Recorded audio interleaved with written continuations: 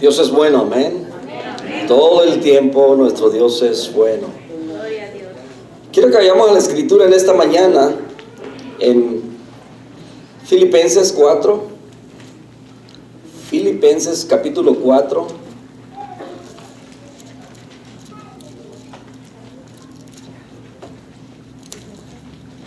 Ténganme paciencia, estoy estrenando Biblia, así es que presumido, ¿verdad? Gracias, hermanos, por sus bonitos detalles. Es una gran bendición. Cuando los niños cumplen años, les gusta que les regalen juguetes, y cuando sacan el regalo y ven que son ropa, como que no. El pastor les regala Biblias, pero una moto, no se cree. Filipenses capítulo 4, verso 6. ¿Ya estamos ahí? Amén. Solamente ese verso. Gracias por ponerse de pie, ¿verdad? Los que pueden, yo sé que siempre lo hacemos con reverencia a la palabra de nuestro Dios. Dice: por nada estéis afanosos, sino sean conocidas vuestras peticiones delante de Dios en toda oración y ruego, con acción de gracias. Lo repetimos otra vez: por nada estéis afanosos, sino sean conocidas vuestras peticiones delante de Dios en toda oración y ruego, con acción de gracias. Padre, gracias. Gracias por tu palabra. Ayúdanos a salir fortalecidos, Señor, con ella en esta mañana. Bendice a cada familia, Señor, en cada circunstancia que cada uno de ellos esté pasando. Señor, que tú siempre tengas, Padre, control. Tú lo tienes, pero ayúdanos, Señor, a confiar en ti. En el nombre de Jesús. Amén. Pueden tomar asiento, hermanos. La incredulidad solamente ve obstáculos. Medite un momentito en esa frase, ¿verdad? La incredulidad siempre ve obstáculos. La incredulidad ve obstáculos. La fe funciona de dos maneras. La fe funciona positivamente y funciona negativamente. Hay personas que usted expresa, ¿verdad? Y en su actitud siempre muestran una actitud positiva. Claro, el cristiano, el hijo de Dios, confía en Dios y pone toda su confianza en Él y se aferra a Dios, a su ayuda, a su provisión, a la bondad de Dios. Y en esa confianza siempre va a tener buena actitud. Y siempre las cosas le van a salir bien porque confía en un Dios. Estimula no solamente su cerebro, sino su corazón. Está siempre aferrado a Dios y está convencido de que Dios le va a ayudar. Y aún en las situaciones cuando no le salieran como él espera que le salgan, su confianza sigue firme en Dios. Esa es una fe positiva, una fe que se activa. Es una fe que a Dios le agrada, porque sin fe dice que es imposible. Entonces, y hay una fe también que el hombre utiliza, ¿verdad? Y que la usa a la inversa, de una manera negativa. Y usted va a escuchar personas que dicen: yo siento que esto me va a salir mal, y le sale mal. Porque dicen por ahí, desde el principio se echó la sal. Algunos usan esa frase para decir que les va mal, ¿verdad? Que les va a ir.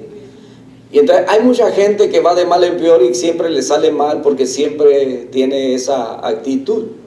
Siempre tiene ese creer de que le va a salir mal. Incluso los supersticiosos usan la fe a la inversa. Hay quienes creen que pasar por debajo de una escalera es mala suerte y les va a ir mal y les va mal. Cuando se rompe un vidrio o algo dicen mala suerte, ¿verdad? Y les sale mal. ¿Por qué? Porque están usando la fe a la inversa. Y entonces todo aquello, aunque parezca bueno, lo van a ver como mal. Muchas veces actuamos de esa manera. Números capítulo 13, no vamos a leer porque eso incumbe todo el capítulo y nos llevaría tiempo, ¿verdad? Solamente les voy a resumir un poco acerca de lo que trata. En Números capítulo 13 se trata de cuando aquellos hombres, ¿verdad?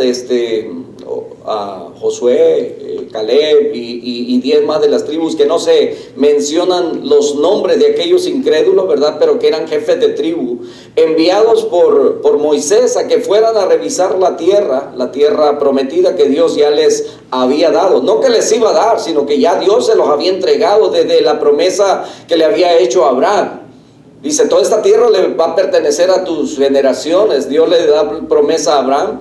Y cuando llega el cumplimiento del tiempo, después de muchos años, Dios saca a su pueblo de Egipto y los lleva a la tierra prometida. Y llegan, ¿verdad?, a Cades Barnea, que es una región, había un oasis. Y ahí llega el pueblo y entonces dice que solamente estaban ya como a 50 millas de entrar a la tierra prometida. ¿Sabe lo que son 50 millas? Bueno, en aquel tiempo no usaban carros, no se movían en autobuses o en tren, ¿verdad? Caminaban. Pero 50 millas son como de aquí a Laughlin. Yo creo que necesitaríamos a lo mejor hacer una excursión caminando. ¿Cuánto nos lleva de aquí a Laughlin? Y no tendríamos que ir por toda la carretera. Yo creo que podríamos ir, ¿verdad? Sobre el desierto. A ver, ¿cuánto haríamos? Sería un muy buen experimento. Esos eran los días que ellos tuvieron que caminar, y recuerden que llevaban sus bestias, sus animales, sus ancianos, ¿verdad? Y niños, iban caminando, iban a un paso tranquilo, ¿verdad? Entonces les llevaría varios días, pero llegaron y estuvieron ahí cerquitas. Pero por su incredulidad, dice que estuvieron dando vueltas o estuvieron ahí moviéndose de un lado a otro, ¿verdad? Para a lo mejor, imagínense, eran casi 2 millones de personas los que se estaban moviendo. La mitad de lo que sería la población de Las Vegas, imagínense todos caminando, ¿verdad? Así de una manera despacio para llegar allá, lo que sería como Searchlight. ¿Cuántos conocen Searchlight?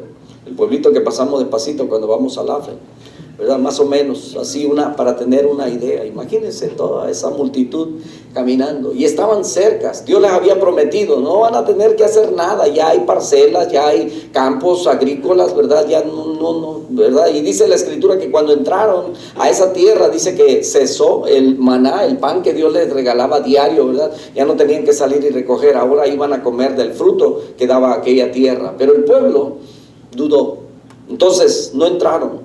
Y la incredulidad vio obstáculos. ¿Por qué? Porque ellos vieron su situación ante aquellos. Dice que veían ciudades muy fortificadas, a sus ojos difíciles de poder penetrar. Jericó era una de ellas. Dicen que aquella muralla más o menos considere lo que son 25 pies de anchas los muros. Creo que es lo que tenemos de esa pared a aquella pared. Eso era lo que medían de ancho los muros, y de alto unos 25 pies. Y entonces al ver esas fortalezas, ellos dijeron, no podremos, nosotros somos pequeños. Y entonces, pero dice Caleb y Josué, dice, no, pues el Señor nos los ha entregado. Está fácil el asunto. Hermanos, si el Señor nos ha dado a nosotros grandes y bellísimas promesas, dice el apóstol Pedro, pero muchas veces nosotros dudamos de lo que Dios nos ha dado y vemos todas las cosas que se nos ponen enfrente, ¿verdad? Y los vemos como obstáculos y no podemos ver más allá. Cuando Dios desde arriba nos está viendo y Él está viendo toda la perspectiva, pero si nosotros pudiéramos conocer el futuro, el mañana, el dentro de un año, dentro de 5 años, nosotros pudiéramos vivir más a gusto. O a lo mejor también, ¿verdad? Porque si pudiéramos ver el mañana y el futuro, veríamos qué es lo que íbamos a enfrentar. Yo no sé cuántos de ustedes han pensado a veces acerca del pasado. ¿Qué pudiéramos cambiar en el pasado? Baterías. Gracias.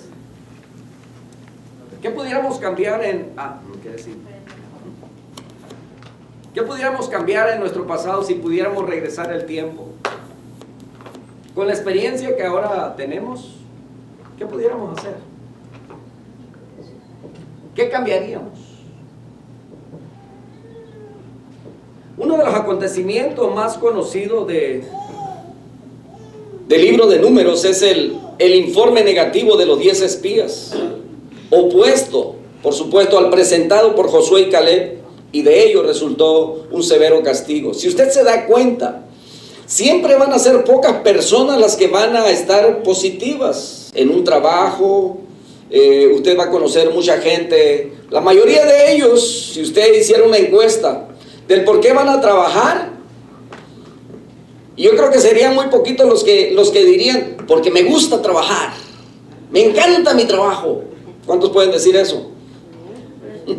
Yo sabía que no iba a escuchar muchos amén. Para empezar, ¿a cuánto nos gusta trabajar? Y debería de gustarnos trabajar, porque al Señor no le gustan los flojos. En una ocasión, recuerda lo que le dice la Escritura, dice que había un joven ya mayor de edad, ¿verdad? Y los padres vienen con este Moisés y le dicen, oye, nuestro hijo es bien holgazán, no quiere trabajar, no sé, y dice, y bueno, consulto con Dios, y va y consulta con Dios, y entonces viene Moisés y le dice, bueno, Dios le dijo, dile a esa familia que saquen a su hijo allá afuera al desierto, dijo, y apedréenlo todos. O sea, que esto fuera conocido, dijo, porque en mi pueblo no hay holgazán. Bueno, Eclesiastés dice que el trabajo es la vida del hombre. Bueno, entonces usted se va a dar cuenta que en todos lados, mis hermanos, donde usted se desenvuelva, va a haber mucha gente, ¿verdad? Con una actitud negativa. Para muchas cosas. Muchas veces dentro de las iglesias también vamos a tener grupos, ¿verdad? Lo hemos dicho en otras ocasiones, hay gente a la que le importa, a la que no le importa y a la que le da igual, y a veces a los que no les importa o lo que les da igual, ¿verdad? Es más grande que aquellos que sí quieren y que sí están. Entonces, esto es en muchos grupos se da. De esta lección aprendemos las profundas consecuencias que pueden derivarse de una actitud negativa y falta de fe. Las frecuentes murmuraciones de los israelitas, aún en medio de la continua provisión de Dios, nos muestra la necesidad de mantener una actitud agradecida ante el Señor, aún cuando estemos en gran necesidad. ¿Cómo es nuestra actitud ante las circunstancias? Hemos pasado por las buenas y por las no tan buenas, ¿verdad? No sé a cuántos de ustedes le ha tocado aún, bueno, quizás sufrir esto en el país donde nacimos, ¿verdad? Ver la escasez, ver la necesidad tan de cerca, algunos la conocimos profundamente, y llegar a este país en la que también nos ha ido bien, pero no ha habido tiempos en los que también ha menguado, ¿verdad? Nos ha tocado vivir la recesión del 2008 y no sabemos qué es lo que viene todavía, ¿verdad? Ante la condición que pasa el país, o muchos países en este tiempo. Pero, ¿cómo está nuestra fe? En esas necesidades, mis hermanos, nosotros vemos que Dios ha suplido, ha llenado toda nuestra necesidad. Amén. Dios ha sido fiel. No nos ha faltado en ningún momento. Entonces, por eso leímos ese verso donde dice que por nada estemos afanosos. Y estar afanados, ¿qué es? Estar preocupados, estar buscando, ¿verdad? Aquel pueblo al que le habían dicho, vayan a recoger nomás de lunes a viernes. El sábado, el viernes recojan doble porción porque el sábado no se abre la panadería del cielo. ¿Y qué hicieron? Al siguiente día, bien desobediente, vamos a ver qué más agarramos. Y así, hoy día hay mucha gente que se afana por lo material, por lo que le dicen que deben de comprar, ¿verdad? Y llegamos a esta ciudad, a este país y queremos ver realizado nuestro sueño, ¿verdad? El sueño americano, dicen algunos. ¿Y qué es? ¿Verdad? No, pues soñamos con todo lo que un norteamericano puede obtener, ¿verdad? Una buena casa, un bote, o sea, todos los juguetes que se necesitan, ¿verdad? Para todas las estaciones del año. Cuando neva, pues quiere una moto para andar en la nieve. Y cuando el tiempo está bien, pues un bote para ir a la playa. Y cuando no está tan bien, ¿verdad? Y se presta para una moto para ir al desierto. O sea, y queremos todo lo que, ¿verdad? El norteamericano tiene. Y quizás nuestros sueños, ¿verdad? Si Dios te los llega a cumplir, pues qué bueno. Pero el asunto es que no desenfoques quién es Dios y qué es tu proveedor. Y que mientras estamos en esta tierra tenemos algo que hacer. Vamos a pasar dificultades, sí, pero aún en esa dificultad dice que no estemos afanados, sino que nuestras peticiones deben ser conocidas delante de Dios, dice, con toda oración y ruego con acción de gracias. Tristemente nos damos cuenta que en países donde hay mucha prosperidad, la gente busca muy poco a Dios. Y que es en la necesidad cuando la gente voltea a ver a Dios. Y como testigos, nosotros mismos nos encontramos que allá en la escasez, en los países donde vivíamos, escuchábamos testimonios y quizás nosotros fuimos de esos mismos, que buscábamos a Dios siempre. Y si había que caminar 3, 4 horas, y escuchamos testimonios de ellos, ¿verdad? Algunos hasta 6 horas tenían que caminar, bajar de cierto lugar para llegar a un lugar de reunión. Y hasta que se acababan todos los servicios en la noche, ahí iban de regreso y en la madrugada iban llegando a su casa. Escuchamos testimonios como ellos. Muchas veces vivimos dentro de un país donde hay tantas comodidades, donde ahora ya no tenemos que caminar, sino solamente subirnos al carro. Pero a veces se nos hace que está muy cara la gasolina. Y podemos ir a todos lados. A veces escogemos, ¿verdad? Salir de vacaciones, ir. Escogemos otras cosas antes que buscar a Dios.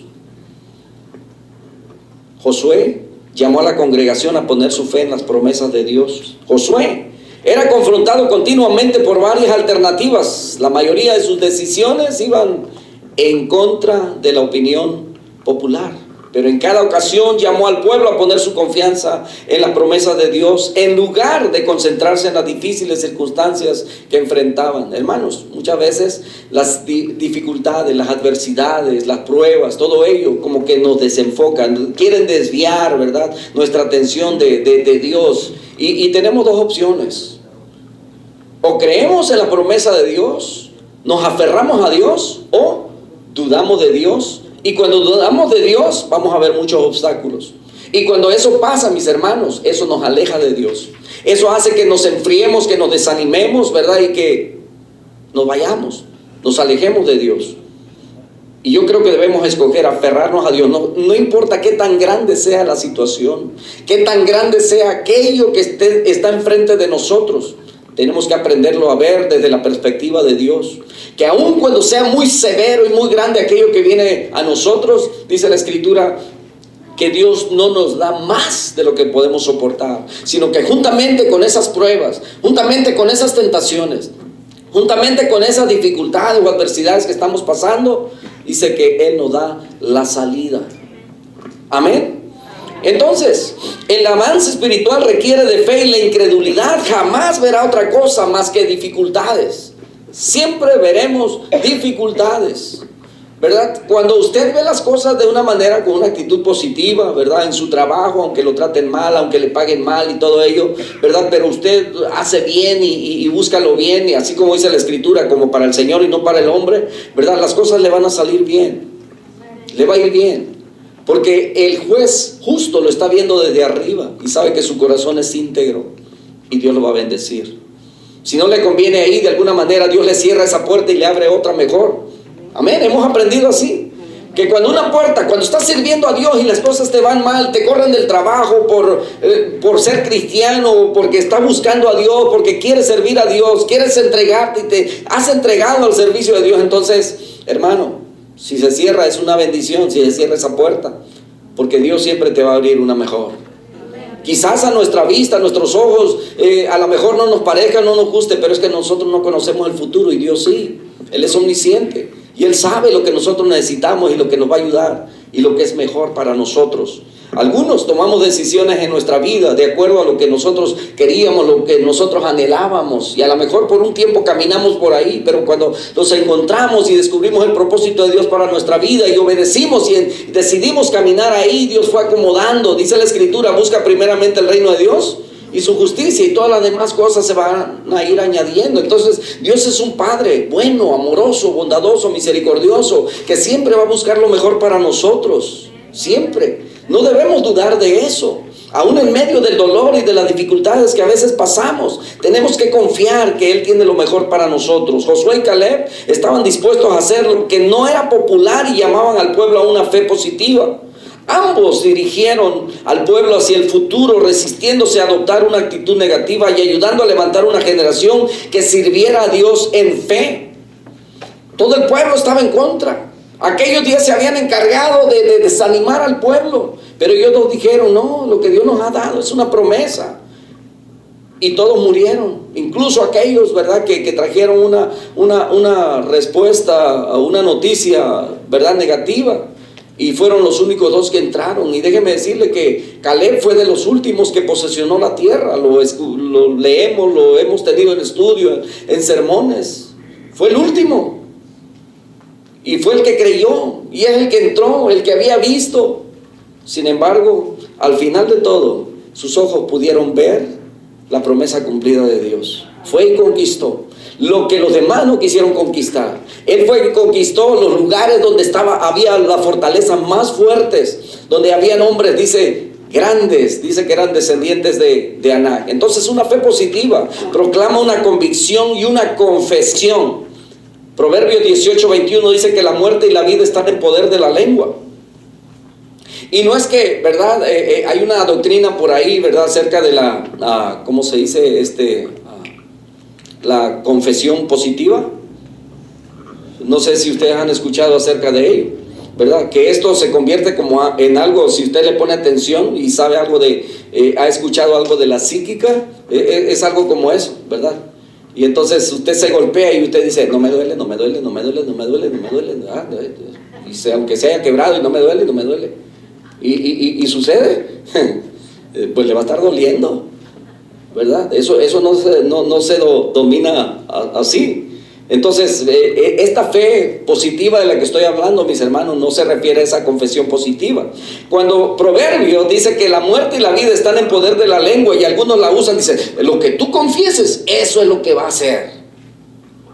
Bueno, mucho cuidado, porque no es lo que confiesa, más bien lo que el proverbio, el consejo que te está diciendo es que ten cuidado en lo que vas a hablar.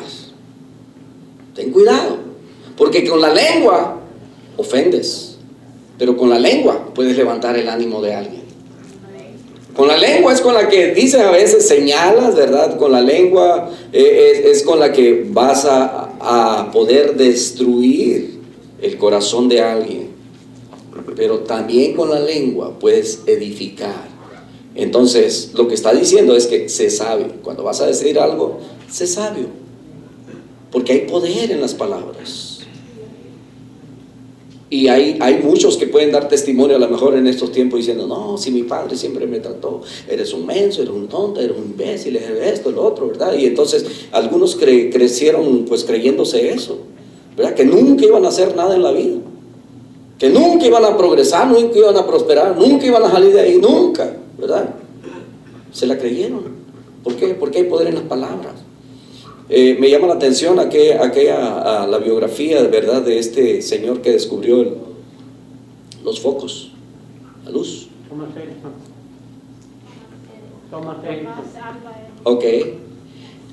Dice que cuando era niño y fue a la escuela, dice que la maestra le mandó una nota y le dijo a su hijo, es muy tonto, dijo, aquí no va a poder, ¿verdad? Y entonces ella le dio una explicación diferente a su hijo y le dijo, no, dice, tu inteligencia es tan alta, dije que ya ahí ya no te pueden enseñar nada, ¿verdad? Y entonces me piden que yo sea tu maestra, yo te voy a enseñar, ¿verdad? Y vemos que este llegó a ser un gran descubrimiento, un gran hombre, ¿me entienden? El poder de las palabras. Es solamente un ejemplo, ¿verdad? Mateo 12:37 dice, porque tus palabras, dice, por tus palabras serás justificado y por tus palabras serás condenado. Más podremos nosotros que ellos, dijo Caleb. Porque él había reconocido el terreno, algo que nos recuerda que la fe, hermanos, no es ciega. La fe no niega la realidad o la dificultad. La fe declara el poder de Dios. ¿Cuál es la dificultad que vives? A lo mejor la ves en tus hijos. No hay manera de que lo hagas venir. Quizás lo veas en tu matrimonio y digas, no hay forma de que esta mujer cambie o que este hombre, ¿verdad?, cambie. Quizás lo ves como algo como eso. Para Dios no hay dificultad, pero no conocemos el futuro. Pero mientras estamos ahí, tenemos que seguir creyendo y luchando y confiando en lo que Dios ha prometido y ha dicho. Son dificultades. ¿Qué son? Situaciones legales, aún donde no vemos Dios tiene control de ello y de todo, es el dueño de todo el mundo. Caleb permaneció en la fe y continuó sirviendo durante 40 años junto a aquellos cuya incredulidad causó un severo retraso en su experiencia personal. Mire, pues ¿para dónde corría Caleb? Tengo que seguir viviendo en medio de este pueblo incrédulo. Yo sí creo, pero ellos no. Pero él siguió firme y aguantó 40 años, hermano. 40 años. Como iglesia nosotros llevamos 22 años. A veces dan ganas de salir corriendo. Que me dice mi esposa, ¿dónde va?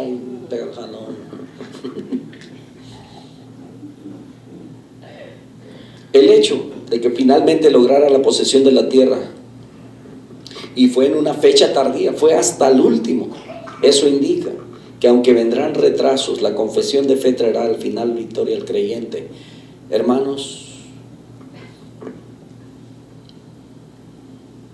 Dios va a traer victoria a nuestra vida. ¿Cuántos años llevamos orando, rogando, esperando? Algunos quizás no veamos la promesa, pero Dios va a cumplir. Yo siempre lo digo, quizás mis ojos no lo vean, quizás ya estén cerrados, pero yo sé a quién he creído y sé que es poderoso para cumplir sus promesas. En el antiguo pacto el hombre no tenía esperanza, o al menos no vemos a muchos volver en arrepentimiento. Adán no se arrepintió. Si no, ahí estuviera escrito que se arrepintió de la desobediencia. No, él solamente se justificó. La mujer, y luego la mujer, la serpiente, y la serpiente pues ya estaba condenada, entonces era el diablo mismo. Entonces el hombre solamente se justificó. No vemos a un Noé diciendo, Señor, perdóname porque me emborraché y tuve que maldecir a mi hijo. No vemos a un Lot también que se emborrachó, ¿verdad? Y las hijas pensaron que ya no había hombre en el mundo, ¿verdad? Y se metieron con él cometiendo incesto. Y por ello vinieron los moabitas. ¿Y quiénes eran los otros? Amonitas, gracias. Y entonces vemos ahí, ¿verdad? Esas generaciones y no vemos arrepentimiento. Lo vemos con David. David se arrepintió de su pecado, ¿verdad? Y fue restaurado, sí, pero vivió las consecuencias. Entonces, en aquel tiempo, mis hermanos, una vez desobedecida la ley, solamente se esperaba la sentencia, el castigo que por ella estaba impuesta. En la dispensación de la gracia tenemos el gran privilegio de entrar directamente al mismo trono de Dios a través de la oración y confesando nuestros pecados, nuestra maldad, para ser limpios de nuevo y cualquier pecado que hayamos cometido. Vivimos con más privilegios que aquellos que vivieron en el pasado. Nosotros, dice la Escritura, que hemos sido sellados, llenos del Espíritu Santo. Aquellos lo anhelaron. Solamente algunos pudieron tener una prueba y solamente era temporal. Cuando venía el Espíritu de ellos era cuando dice que aquellos hombres eran inspirados y hablaban la palabra. Dios, algo que ellos nunca experimentaron por largo tiempo como nosotros, ¿verdad? Que lo tenemos todo el tiempo y es el que nos redarguye, es el que nos dirige, es el que nos enseña, es el que nos revela su palabra. ¿A cuánto se les está haciendo difícil caminar en este mundo siguiendo a Dios? A todos. Y entre más fieles seamos a Dios, mis hermanos, más difícil se va a volver el camino. Escuche bien. Lo hemos visto a través de los años, en experiencias de ustedes mismos. Cuando usted se propone leer más la Escritura, meterse con Dios en oración y ayuno, los ataques van a ser más fuertes y a veces más severos. Pero sabe, aquel que pelea por nosotros no duerme, siempre está atento. ¿Ven? No dejemos de confiar. Creemos en las promesas de Él. No hay otro lado a donde ir. Caleb esperó aún en medio de un pueblo incrédulo. ¿Ve gigantes en su vida? ¿Qué es lo que ve como gigante? ¿Una enfermedad? una condición física. ¿Qué ve como dificultad en su vida? A veces estamos tan asociados con el materialismo, ¿verdad? Que pensamos, pues llevo 24 años aquí y no he conseguido comprar una casa. Yo creo que si me hubiera quedado en mi país ya tuviera, aunque sea un terrenito donde caerme muerto. Pero eso de todos modos es temporal y se va a quedar aquí. Es nuestra familia, son nuestros hijos, es nuestro cónyuge, es la sociedad en la que vivimos que necesita ser ganada y alcanzada para el reino de Dios. ¿Qué gigantes vemos? ¿Que la gente no quiere? Tenemos que seguir tocando puertas. Hemos ido una y otra vez, sigamos haciéndolo porque el Señor dijo, vayan. Por tanto, id, predíquenles. El que creyere, va a haber gente que no va a creer, va a haber gente que nos va a cerrar la puerta, pero siempre va a haber alguien que va a recibir, y por eso Dios nos está mandando. Entonces, pidamos la fe de Josué y Caleb y aprendamos a esperar en Él, que a pesar de todas las pruebas y circunstancias que estemos viviendo, podamos estar firmes y permanecer firmes para Él. Padre, muchas gracias te damos en esta mañana, porque tu palabra, Señor, nos ayuda a tener esa fe. Esa fe, Señor, que no ve obstáculos, que nos ayuda a creer y a confiar plenamente en ti. Que todo lo que tú permites en nuestra vida tiene un propósito, aun cuando no lo entendemos. Gracias, Señor, por ser propicio a nosotros en nuestra condición, Señor, todavía humana y pecadora. Tú tienes, Señor, misericordia a nosotros y nos ayudas. Ayuda nuestra fe, ayúdanos a permanecer así con la confianza y la fe que tuvo Josué y Caleb al confiar plenamente en ti, aun cuando todos a nuestro alrededor, Señor, puedan ir en contra de nosotros o de lo que nosotros creemos. Bendice a tu pueblo en esta mañana en el nombre de Jesús.